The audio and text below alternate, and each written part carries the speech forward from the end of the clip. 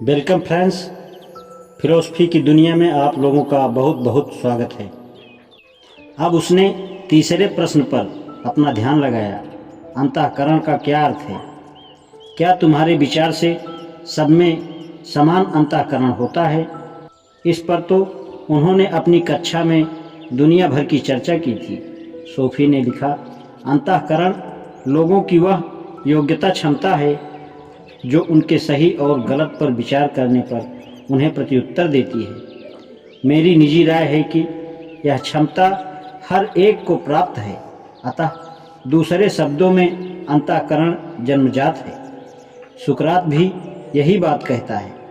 किंतु अंतःकरण क्या आदेश देता है, यह अलग अलग लोगों में अलग अलग होता है। यहाँ सोफिस्ट के पास एक अच्छा तर्क था। उनके विचार के अनुसार सही और गलत का निर्णय उस वातावरण द्वारा होता है जिसमें पलकर व्यक्ति बड़ा हुआ है।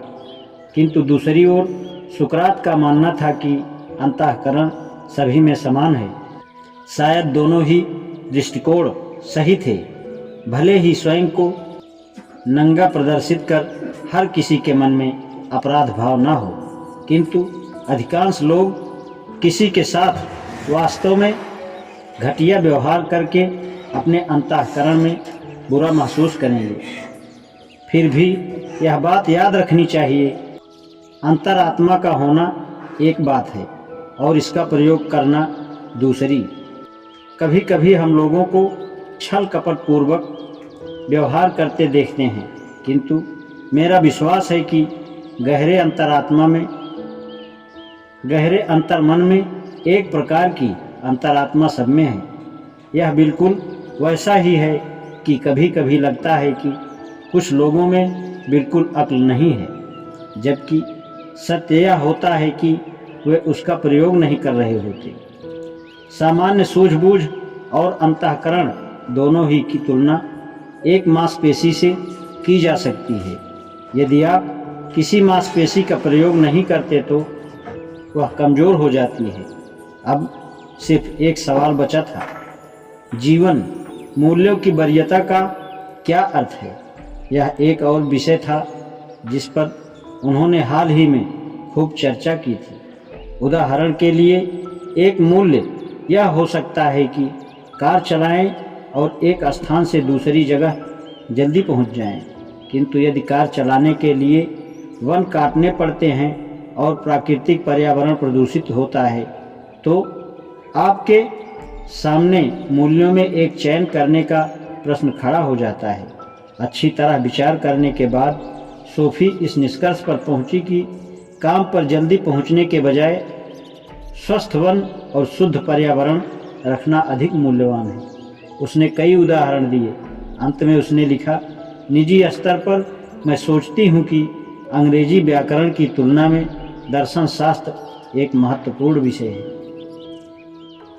अतः मूल्यों की वरीयता में यह समझदारी की बात होगी कि हम अपने टाइम टेबल में दर्शन शास्त्र रखें और अंग्रेजी के पाठों की संख्या थोड़ी कम कर दें। अंतिम मध्यांतर में अध्यापक ने सोफी को एक तरफ बुलाया। मैंने तुम्हारी धर्म परीक्षा पहले ही पढ़ ली है, उसने कहा। ये उत्तर पुस्तिकाओं के ढेर में लगभग सबसे ऊपर हैं। मुझे आशा है इससे आपको विचारने के लिए कुछ बिंदु मिले होंगे।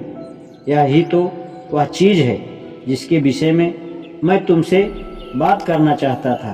कई तरह से तुम्हारी बातें बड़ी परिपक्व हैं और इस पर आश्चर्य भी होता है। तुम आत्मनिर्भर हो, किंतु क्या तुमने अपना होमवर्क किया है? सोफी थोड़ी सकपकाई। ठीक है, आपने ही तो कहा था कि निज का दृष्टिकोण रखना महत्वपूर्ण है। यह तो ठीक है, हाँ मैंने कहा था, किंतु कुछ सीमाएं भी हैं। सोफी ने सीधे उसकी आंखों में देखा। उसे लगा कि हाल ही में उसने जो अनुभव प्राप्त किया है उसके आधार पर वह स्वयं को ऐसे प्रस्तुत कर सकती थी। मैंने दर्शन शास्त्र का अध्ययन शुरू कर दिया है, उसने कहा।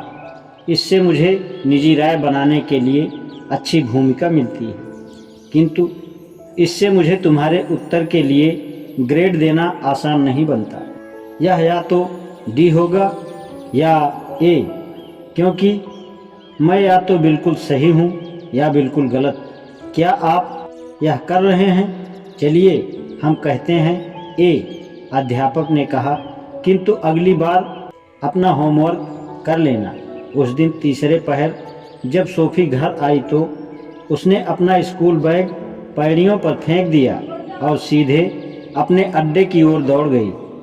मुड़ी तुड़ी जड़ों के ऊपर एक ब्राउन लिफाफा पड़ा था। किनारों पर यह लगभग सूखा था। इसके मायने यह हुए कि हरमीज द्वारा इसे यहाँ डाले काफ़ी समय हो गया था। उसने लिफाफा अपने साथ ले लिया और सामने के दरवाजे से घर में दाखिल हुई। उसने जानवरों को खाना खिलाया और ऊपर अपने कमरे में गई। बिस्तर पर लेटकर उसने एल्बर्टो का पत्र खोला और पढ़ा। आज इतना ही, शेष कल। धन्यवाद।